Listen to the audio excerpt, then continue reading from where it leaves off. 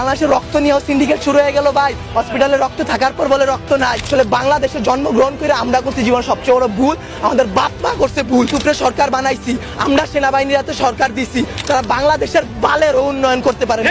তারা 36 দিন পর তারা এনসিপি গঠন করে। তুলাই অভিশপ্ত না, অভিশপ্ত বাংলাদেশের রাজনীতি। রাতের বেলা লাশ গুম করেন না। মৃত সাগর বানাই দিতে আল্লাহ 2 মিনিট ভাবে নাই। ফেরাউন্ডে পানিতে ভাসাই দিতে আল্লাহ 2 মিনিট ভাবে নাই। আমরা তো পাপিষ্ঠ জাতি, আমরা তো খারাপ জাতি, আমাদের ডুবাই দিত আল্লাহ 2 মিনিটও ভাববে না।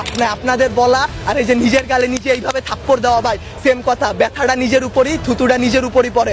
উপদেষ্টারা আসতেছে 20টা করে গাড়ি নিয়ে আসতেছে, উত্তরার রাস্তা বন্ধ করতেছে, সেক্টরের রাস্তাগুলো বন্ধ করতেছে।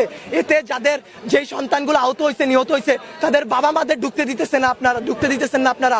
তাদের বাবা মারা এখন পর্যন্ত খায় নাই। আমার মা শোকে শোকাহত হয়ে গেছে।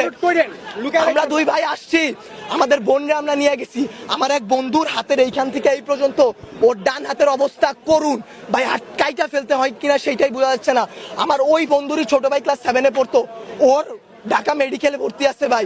কি করব বলেন? আপনারা যে নিউজ নিতেছেন ভাই, মিনিমাম মারা গেছে 150 থেকে 200-র উপরে।